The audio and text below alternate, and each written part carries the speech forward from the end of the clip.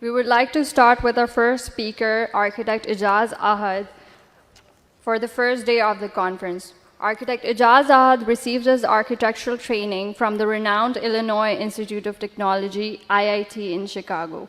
He went on to work with the Chicago office of SOM. In 1977, he joined the architectural practice of Ahed Associates, a 13-year-old firm founded by his father, and became its CEO in 1978, a position he still retains. He has gone on to design major institutional and office building projects. His firm has won several awards and collaborates with many international partners. In 2010, his firm won the US-based SCUP Society of College and University Planning 2010 Merit Award for Excellence in Design of the new campus of Habib University, Karachi, first ever to be won by a Pakistani design firm. He is involved in education, social work, and has also served the profession of architecture as president of the Institute of Architects Pakistan and represented Pakistan at numerous Asian forums. He is the chairman and trustee with the Foundation for the Museum of Modern Art, FOMA, Pakistan. Mr. Ejaz Ahed, please grace us with your presence to the stage. Can I get this up?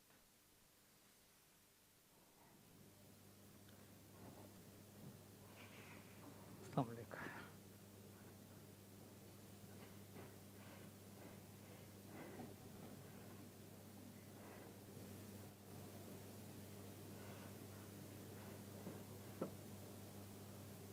I have some sitting problems, so I may need to sit down just in case. So we have standby arrangements. Okay. Let's see. You know, one of the first things I noticed is this designing narratives in this whole seminar. The first thing I learned, I wonder, which one is working? Is mine working or this working? Can I shut this off? Is it off? Okay, it's off. I can speak from here. The first narrative I've learned today is that in designing, the sponsor gets more time than the speaker. Okay. Well, that's the future. Unless you're sponsored, nothing happens. Okay. Assalamu alaikum. President Arif Tengezi, my distinguished colleagues and friends, sponsors, whoever, all the ladies and gentlemen, whatever. They say that all good architecture must have a narrative. So they want me to tell a story. So I thought I'd take a story of a whole century. And I asked Bisma, I said, how can I tell a story of a century in 20 minutes? He said, well, that's your problem. Okay? You've got to make it into a short story. All right? So here goes. Here's my short story. Once upon a time, for most of you Karachiites, you may be able to understand.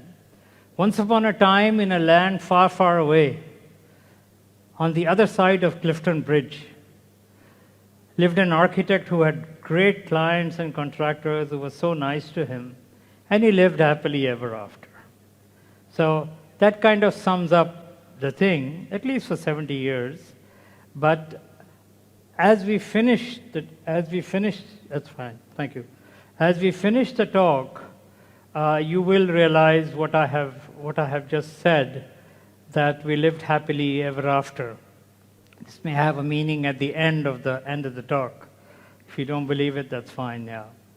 But this lecture actually took place or was thought about because a couple of weeks ago we did a thing at the Bauhaus, on the Bauhaus at NED, and we kind of realized that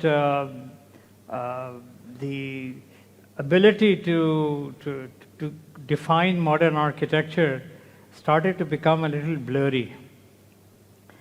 And we really began to think, has modern architecture actually finished, as some architects would like to have us believe? So I went back and I said, look, why don't we look back at a century? And so here is a little analysis of a summary. So that's kind of the origin of the talk. So in real written terms, the main storyline of architecture in the 20th century is that of the development of modernism and various reactions to it. Most of us use the term modern to refer to something that is of its time, perhaps even up to the minute and fashionable.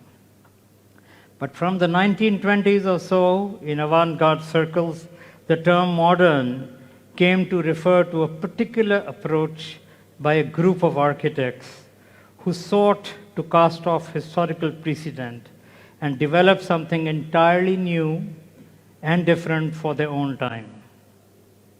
World War I did not help any, and they also thought that the old ways of the European system were wrong, were a failure.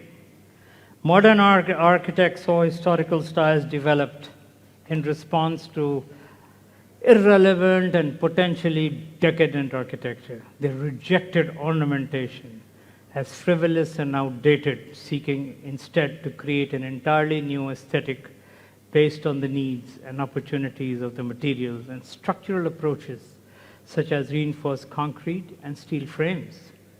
So over the course of the 19th century, following the birth of the Industrial Revolution, I have to have this background set as a baseline for you to understand when we get off to the pictorial part of it. Architects in the 20th century continued this exploration of the industrial revolution, giving us newer and more experimentable possibilities with man and material. Okay? So in the latter part of the 19th century and the first half of the 20th in the Western countries, it was common for architecture to revive historical styles, such as classic and Gothic. Breaking with the past, a strain of architects of the 20th century discontinued this tradition in order to create a more appropriate style for the modern age. So since this is a very, very large subject, I'm kind of going to limit this talk to kind of few brief narratives originating mostly in US and Europe. The reason being is that that's what we have grown up to see, what we see. And believe me, this is not as serious a structure that you should do it. Please smile when you feel like it, because this is just something that one has learned of history, present history, and what we think is coming up. At the beginning of the 20th century, some architects saw industrialization as a new advantage to be embraced and celebrated, represented in this lecture in the international style. Others saw the Industrial Revolution as a negative assault on culture, a tendency that caused architects to blatantly disregard the foundational styles of architectural history. So, in the subject, I have referred to fashion also. The main connection of fashion and architecture is the correlation of art. Their aesthetic part segregates them from the rest of the sciences and inserts them to the world of fine arts. There are many times when a garment or a building stands out as a piece of art or has artistic inspiration roots. Nature played a crucial role to this situation. Most of the time when the morphology is inspired from nature forms, the result is very, very original. So using that as a base, I'd like to now take you through a quick narrative of I need a slide changer, please. For those of you who are wondering on the first slide here, no. Don't change anything. I want the slide changed. I'll change the slides. Where? It's not here. Here. Growing old, huh? This kind of brings fashion, for those who want to know, just the cover itself here, the two buildings are called the Marilyn Monroe buildings. Their actual name is Marilyn Monroe Towers. They exist in Toronto. They are built, not doing very well commercially, but they're built. And so I thought bringing Marilyn into kind of gives us a merger into the thing of form, fashion, and technology. I think these three things have, in this century particularly, have taken a very, very important part. So let me get back. In the beginning, building, I'm starting very, very easily. Building was very heavy work, but very simple. Okay, so it was easy. And then we got to the Parthenon to look at it in 440. Why do I have 447 BC done so much? It shows why. Because suddenly we get to 1922. That's about 2,500 years later, we were building this. Okay, so we began to wonder, where did we go? Why are we still here? Why are we doing similar things? Why haven't we grown in 2,500 years? Look at this, 1935, US Supreme Court. Okay, let me go back and to add to this little note, a couple of days ago, President Trump announced that all federal buildings should look like this, and there must be a new law. You know that? He just announced it, and the AIA has actually rejected it. They said, you cannot, the President Trump cannot tell us how to build a building. And because he said, all federal building, government building must look like this. This is hardly 10 days ago. Okay? So anyway, so here we were in this time of confusion. And the reason we've taken American is this is what our exposure is. So please understand the basis of where I come from. People thought, okay, there was a great Columbian exposition in Chicago in 1890, and people said, oh, we're going to build new architecture, we're going to start a new front, and everything will change from now on. The new century will start. And this is what they built. And we were wondering how far in the future we went. Did we go or did we not? It's just going back to our earlier centuries. So where were we going? They were not getting a direction. And America, being a new country, always looked to Europe for inspiration and perspiration. They said we're willing to do the perspiration, but the inspiration has to come. They get very easily influenced by whatever. And at the same time, the reason I'm giving you this is at the same time, Frank Lloyd Wright was doing his Unity Temple architecture on the side and on his own. I'm trying to keep to the larger works as much as possible so that there is a view. So what happened in this period that we were all wondering about? The Chicago Tribune again said in 1921 that we want to build in a new architecture. Again, we are not finding, we're looking at all these old buildings coming up, okay? So they held a competition.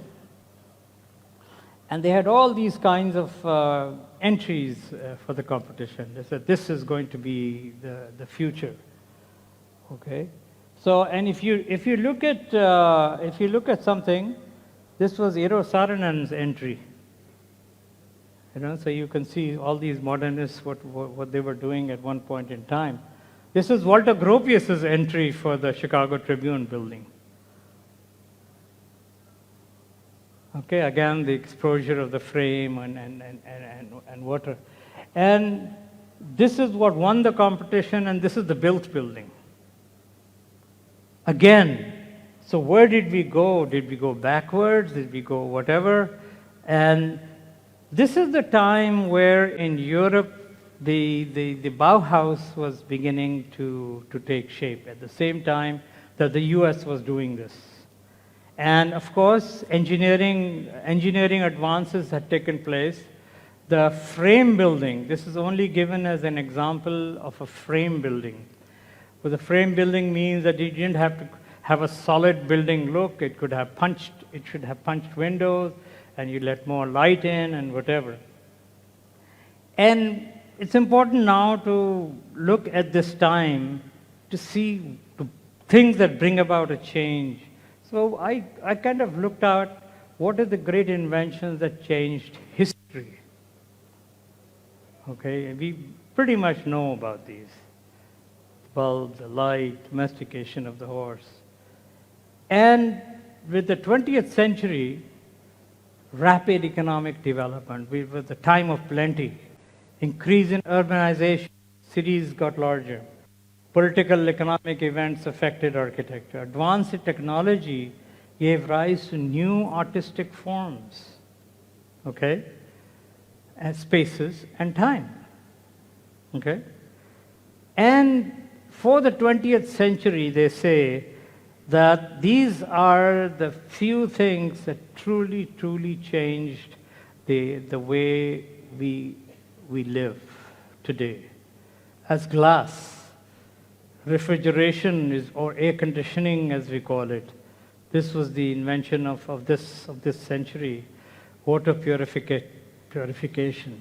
But you look at not just pure water purification, we saw what I haven't shown here is the advent of the sewage system.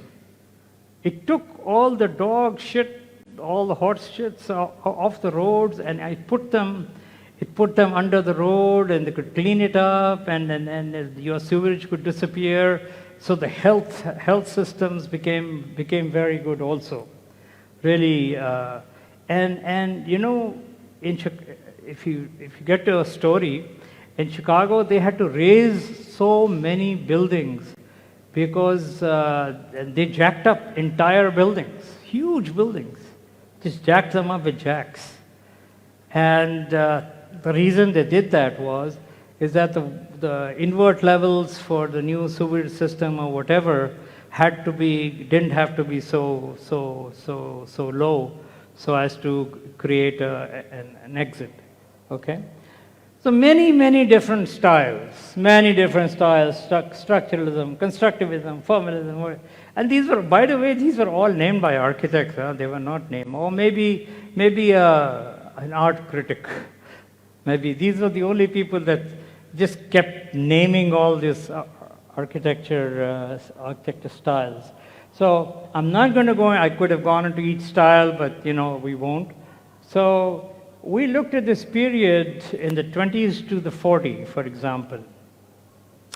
Before Bauhaus people actually moved in, we were looking at the Art Deco period. Okay, the RCA building, the Art Deco. You again looked at how design and here, look at this.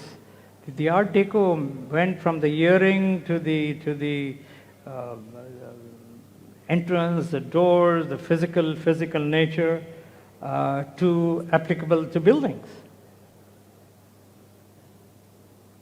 See here? We all remember this Art Deco thing. It wasn't easy to do, but I think they had some of the detailing was very, very nice, if you ask me. Then, of course, 1933, 1934 onward. Now there was a plus or minus here and there. The Bauhaus movement came in. That means, Mr. Gropius himself came across, Mies van der Rohe came across, and these guys. Now Gropius is really one landmark building that's left behind is the Pan Am building. Most of it, other things were smaller. And then, of course, Mies came on the line. Now, Mies became very, very, very, very popular because he brought in, of course, the non-ornamented things and his famous theory of less is more. Um, Look what he was saying. Individual is losing significance. His destiny is no longer what interests us. They were saying art or what we do is what matters anymore. Now, how does this compares to the rise of the corporation in America at the same time, where in the corporation the human being was being reduced to a number, just a number. You know, he was not very important anymore. He was just slotted, fitted somewhere, and worked. So architect was being done to please themselves and the masters. And one interesting thing, this is one of Mises' sketches while in Germany. They were dreaming of glass facades in Germany, which they couldn't do. There. Economics, World War II, World War I, whatever you want to say. And this is something that they could do here.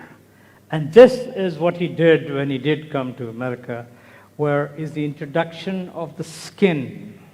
So this talk could be a lot about skins, because that's the clothing that architecture engulfs and wears. Okay? The heavy buildings and the light look on the new buildings all became the new ideas, in it. And these were then convinced all the developers, this is the best thing that's ever happened to America, blah, blah, blah. Of course, they did have a very, very strong philosophy into saying, yes, you can build tall buildings with glass above, but the lower levels, at the human scale, things must go through. So that's very important. So you looked at that. And technology allowed everything to give you large spans. Steel, this is IIT, Department of Architecture, where some of us here, is Faruqi here? Yeah. We were locked into this place for a couple of years on it. Is a free float space. It's a free floating of the space. These concepts that they were brought in. And I'm going to just bounce over into many, many other things. So more of Mises' apartment. This is his 880 North Lakeshore apartment building. The joke here on it was always that as students you were told this is a very great complex by Mies van der Rohe. So some student got up and he asked, he said, but you teach us not to put anything on the west side and all the windows, all the glasses on the west side. So the answer used to come, well, you don't do it, Mies can do it. Mies is okay to do it, okay? So there's a story. Parallel, the reason I'm saying this, in parallel, Frank Lloyd Wright was doing his Guggenheim Museum. So I'm saying that the interplay of very different things that were happening. Now look at this. This is, literally 1949, 50. The UN building. Can you imagine that early, this glass skyscraper there, the curtain wall, the glass as a skin was done. And of course, Oscar Niemeyer and even I think a couple of people were involved in this. From then on, since the glass thing caught shape, what happened was all of Miesian influenced students started doing, and one of the biggest influenced companies, of course, was Skidmore, Owings and Merrill. This is the Lever House in New York, which is now a landmark building and whatever. First curtain wall. Now these are all affected student works. All affected student works. Okay. This is Lake Point Towers in Chicago. This is just finished when I got into the US. And these were two of Mises' students. And they did a clover leaf. I mean, you didn't do anything but boxes with Mies, but here was a clover leaf. Now these two architects, John Heinrich and George Shipwright, smart people. You know what they did? They said, okay, we won't take any fee, but we will own 2.5% of your building. Okay? You know, those guys never had to work anymore. They lived off that money for the rest of their life, and they just taught. John Heinrich has been a teacher. So you can see how different people look at it. Then we got on to what was known as corten steel, steel that rusts for a while and then becomes a coating by itself. Large spans, 87-foot span. I used to work in this building also. More of Mises students. So you see how much influence the large building. This is a Time Life building. Harry Rees was a student of Mises also. Okay? And every once in a while, I will take you back to the farm. Okay? We'll call Pakistan the farm. All right? So at that time in 56, Noitra was doing the Karachi. It was then the U.S. Embassy. Okay? And we were doing PIDC building, Mohammadi House. I'm just trying to imagine at the same time, what were we doing? What were we doing? You know, this is not a PWD project, I guess. It's a little later. State Bank, again, an American architect. Okay, that's very interesting because the foreign architects had their own thing. Again, the intercontinental and American architect. This is what they were doing then. British architect, Dowd Center. This is still local. I think it was what, Darwala and Company that did this thing. The National Bank building, which was later put a new skin on it. So this is what was happening here. At the same time in the US, Fazlur Rahman Khan, our great former Pakistani structural engineer, he was proposing this theory of expressing structure in building, expressing. So, you know, every structure was shown, all the things. This is also a very interesting building. This is Shell Plaza in Houston. If you look at it, looks like a curved building. The thing about it, because I was there when we were explained how at the office how it was designed, is all these waves are where the stresses are maximum. So the members were made larger. So it has a real structural sense on it. Then, of course, Fazlur Khan came with his tubular concept for the John Hancock Center, and that basically meant that buildings, as they got taller and taller and taller in frame construction, the columns started to get so large that the space inside again became inefficient. So he said, okay, here's a tube, a pipe. He said, think of a building as a pipe and stick it into the ground. So inside of the pipe is all empty. So you stiffen a building only on the outside. And that's what the concept, this was actually a thesis at IIT that SOM as a big company could actually take a thesis and build a reality out of it. Of course, this concept became very popular all the way down to, you know, this is the Sears Tower. Again, this is a series of 9 tubes. Had a little part in it, I must say, during its thing. It was still before the computer era, so we built cardboard tubes of different heights, several thousand cardboard tubes of different heights, put rubber bands around them. And one night at 4 a.m., we said, this is going to be it. That's it. Had enough of choosing. So it's a series of 9 tubes bundled together. Again, structural, these are all part of contributions of Fazlur Rahman. These are called belt trusses. That means wherever the building will take on stresses, you strengthen that level of the building. So these are belt trusses. Meanwhile, back at the farm, and around 70, 71, Habib Bank Plaza was being done here, again by a foreign architect. My father was doing the State Bank of Pakistan building in Islamabad, same time, exactly the same time. And you can see a lot of his what's his name? This Brazilian architect. What's his name? Oscar Niemeyer. You can see a lot of Oscar Niemeyer influence in it. You can see the dome effect and whatnot. This was called composite construction. Now, these were all just developments that happened. This is the only building I can lay any claim to it from day one till the day it started construction.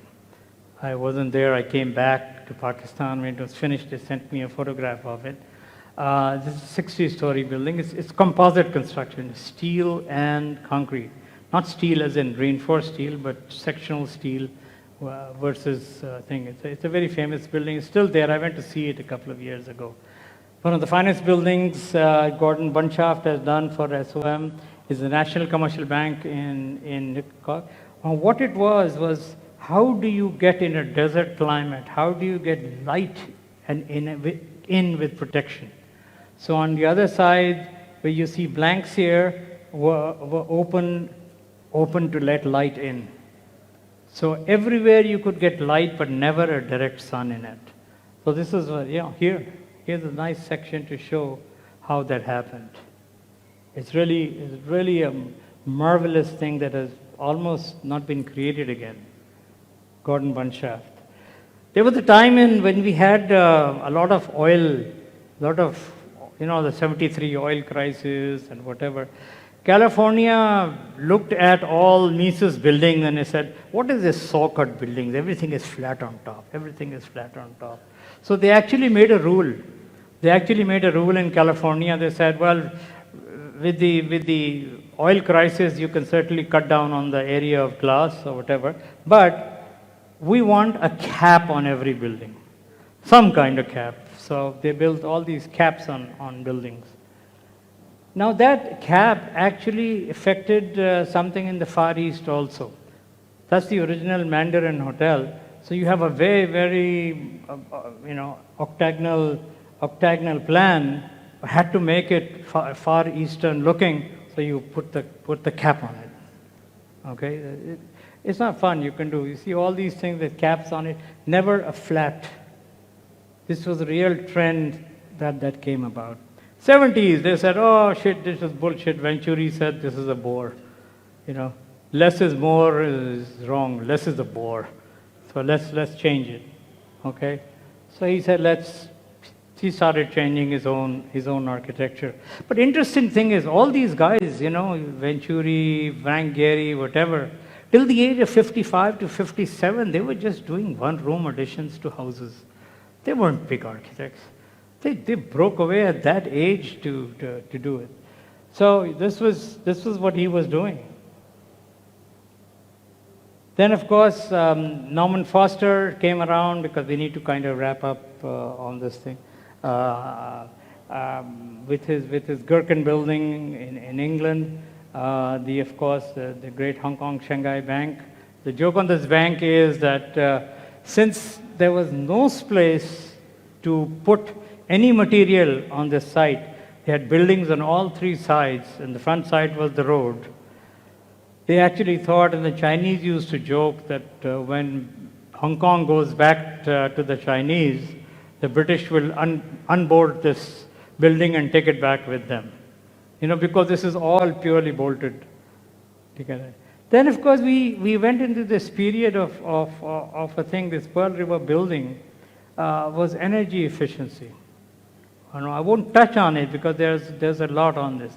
So you're looking at how technology started to say that we had fashion and buildings that started to becoming to look together.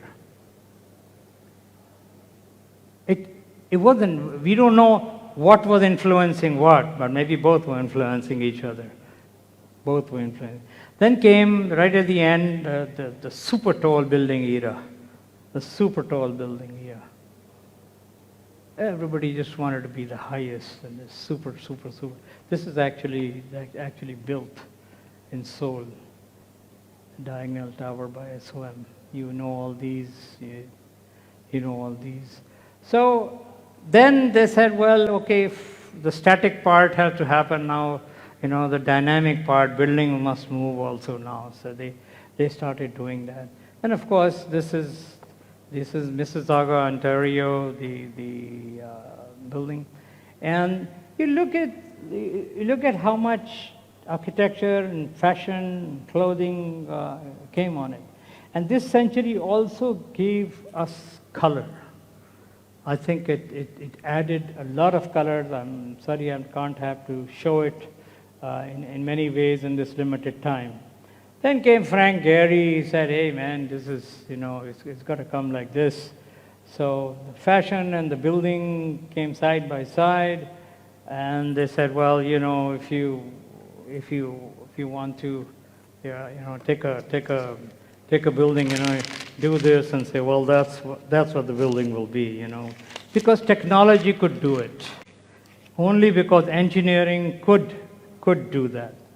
So these are his buildings. These can never be drawn again, whatever. They just went from board to construction. The shape just went away from the freedom to break away. Now, I'm not judging good or bad or anything in this scenario here at all. Okay, color came back in. Again,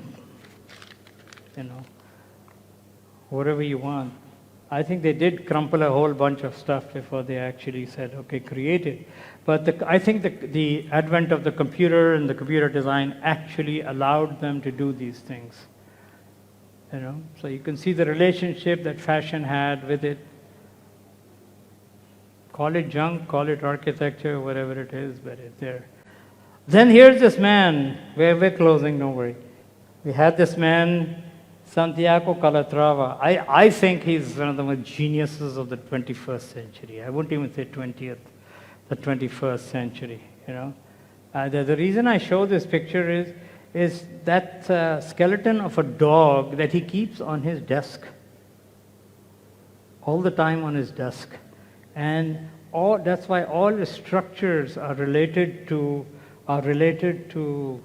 the human structure, the ribs, the cage, and whatever. See here? This man broke another level of boundaries. Another level of boundaries. This is the Greek Athens Olympic Stadium. This is the thing. I took a selfie there, so you see, I show you myself, of the Oculus. Now this is a train station. Now you can talk about grandeur, you can talk about oasis. This is the most expensive train station in the entire world. Okay, it's just a regular subway station. But nevertheless, its architecture was incredible. So you saw how building, fashion, look at this building. This is a building in Chicago. And this is, by the way, designed by a woman. This is the tallest building ever designed by a woman, just so you know. But you look at how fashion became very, very close to it. Okay. Then, of course, in the final analysis, the goddess herself, Zaha Hadid, she just loved flamboyance. Okay, she designed everything from shoes to whatever.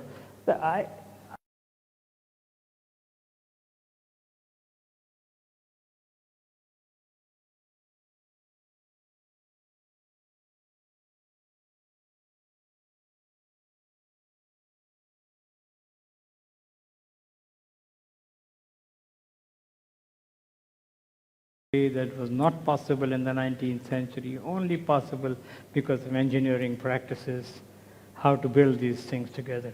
Now, people call this most wow, and they said, okay, what a waste of a space. This has been called that way, waste of a space, blah, blah, blah. Yet, it happens. So, what did we get from all of this? This is the concluding thing now. Now, Gropius, in 1930 said Let us together create the new building of the future, which will be all in one: architecture, sculpture, and painting. Okay? Now, a lot of these, Robert Venturi said, oh, modern architecture died in 1972. That's what he actually gave the date on it. So if I look at fashion, if I look at this architecture as art, what else can you say that architecture has not become art? I think that theory has continued onward and evolved in a very natural manner to give you get closer to closer. Maybe it took a century. 1920s was the Bauhaus, and you got 2020 here. Now you have a cycle that's been completed, and you now have to do it. Where we go from here is a different story. So we meanwhile back at the farm, we are doing this, we're doing this, and tell me what is what here. What do you think it is? World Trade Center. Oh, one of them is the World Trade Center. The other one, the building on Shara Faisal. Yes, on Nursery. Go close next time you look at it. Okay? Yeah. Look. So what we are doing is in a sense aping and copying the West. Okay, here's a building in the West, and here's a building in Karachi right now. I just took a picture the other day. So one begins to think that this is just a continuation of the same thing. Pakistan has just been doing what it allowed, engineering allowed it, or whatever reason. So in the end, this is my saying, just like Peter said, design creates culture, culture shapes values, values determine the future. Okay? So I don't know how we're going from here, but you can choose your weapon for the 20th century, 21st century, and architecture, like engineering and the construction industry in Pakistan, must come out of their comfort zone and carve their own path to the future. I think we have been trapped in a comfort zone. We're not tearing out of it. Forget doing what Zaha Hadid did. We are way, way, way behind. And that is my message today. So I don't know if it's a narrative, but here it is. Thank you very much.